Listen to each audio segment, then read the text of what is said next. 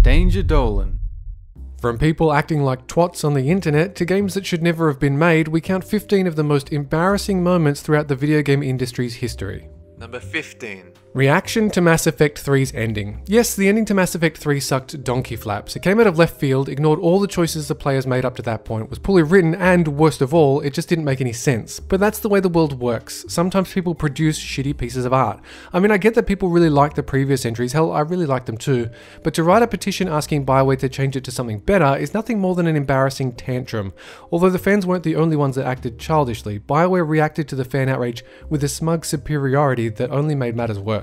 Number 14. Daikatana. Daikatana sounded amazing, and people had every reason to believe in John Romero's game design decisions, since he produced games like Doom and Quake, both amazing games even by today's standards. So when the development process took much too long because they wanted to have the latest technology, we just waited for it with bated breath. However, what came out wasn't even a jack of all trades, it was a contrived mess of poor design decisions that was so bad that everyone felt betrayed, and the industry as a whole was embarrassed to see someone who helped make such amazing games create one of the worst AAA games of all time. Number 13. Trusting Peter Molyneux the second time. Not everyone was duped by Molyneux's outrageous promises for Fable 1, but many of us were, and with good reason, since he made such great and innovative games in the past like Black and White and Dungeon Keeper, but I don't think we had anyone to blame but ourselves when we believed the second set of lies for Fable 2. Sure, Fable 1 could have been a hiccup caused by a lack of development time or something, but really at that point we should have known better. The worst thing about the whole debacle was that the games, apart from number 3, weren't even that bad, and if Molyneux had kept his fat trap shut, no one would have felt betrayed, and the mere mention of the games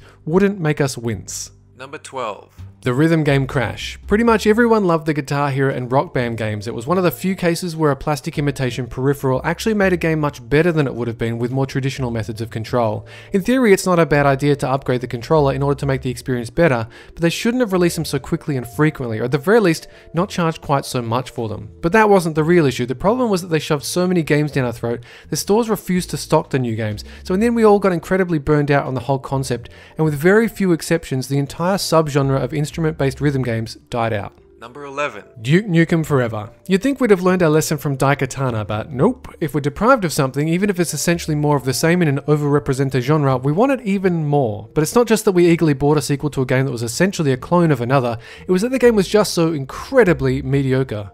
If it weren't for the fact that there was so much hype behind it, no one would really have paid the game any attention. It would have slipped under the radar, and that would have been that. Number 10. Nintendo's failed attempts at innovation. Before you get angry at me, Nintendo has achieved many amazing things. They brought gaming back from the dead, they managed to create motion controls that actually resonate with people, and they focus on gameplay above all else. However, that doesn't mean we should ignore their honestly terrible ratio of good to bad innovations. I mean, you've got the Virtual Boy, the Vitality Sensor, the Power Glove, the 3D effect on the 3DS. Now don't get me wrong, I love me my 3DS, but I've yet to meet anyone that actually thinks the 3D is anything but a passerby gimmick, even with the eye tracking on the new 3DS. Number 9. Jack Thompson. This one isn't the gaming industry's fault. We couldn't really ignore him since he actively tried to ruin our hobby, but that doesn't mean that his entire existence isn't embarrassing. For those of you who don't remember, Jack Thompson was an American lawyer who thought that gaming was evil, and he had such little faith in humanity that he thought children would be brainwashed into acting out everything they saw in the games they played.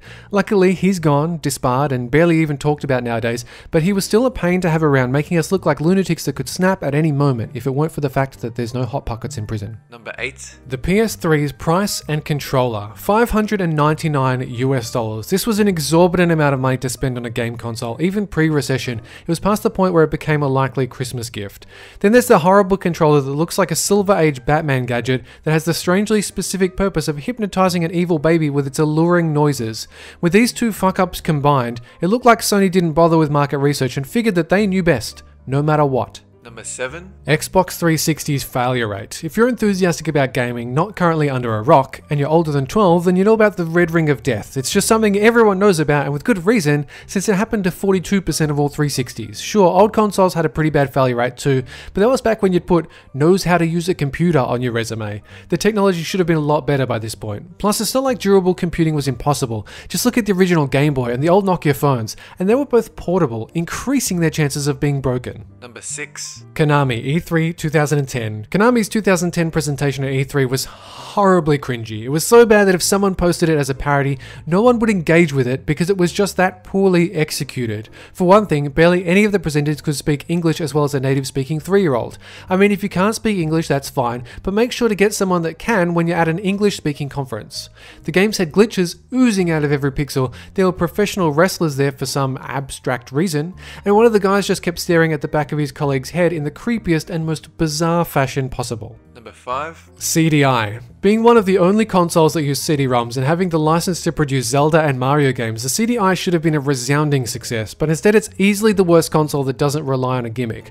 The controller was more than a little unusual, but more importantly, the games released for it were abysmal in every sense of the word. The only redeeming factor is that the animated cutscenes that came with the Zelda and Mario games are so bad, they're hilarious. Number 4. PSN 2011 hacking. Easily the worst thing any gaming company has ever done out of negligence. Personal information is a very real and valuable asset that requires a great deal of trust to give over to a company. So when a company doesn't hold that information as securely as they should have, it's a really bad time for everyone. That company loses a great deal of trust that will never completely return, and the user's life is negatively impacted. At the very least, they did the right thing in apologizing profusely and genuinely, and also gave us something to try to make it better. Number 3. The Xbox One's announcement. I was honestly shocked when I first heard about how invasive and anti-user-friendly the Xbox One was going to be, requiring the console to be always connected to the internet, removing the ability to resell games, and requiring a camera to be hooked into the console seemed to be Orwellian levels of creepy. Yes, they've removed all of these features, but the fact that they even tried to do this makes me incredibly wary of their attitude towards their user base. It's honestly embarrassing that it made it past the drawing board. Just how stupid do they think we really are? Number 2. Gamergate shit-flinging. Hopefully enough time has passed so we can look back at the entire event with at least some level of objectivity. Maybe it had noble intentions, but what really ended up being was a bunch of people from both sides of the argument throwing hissy fits at each other with no one really being convinced that the other was right.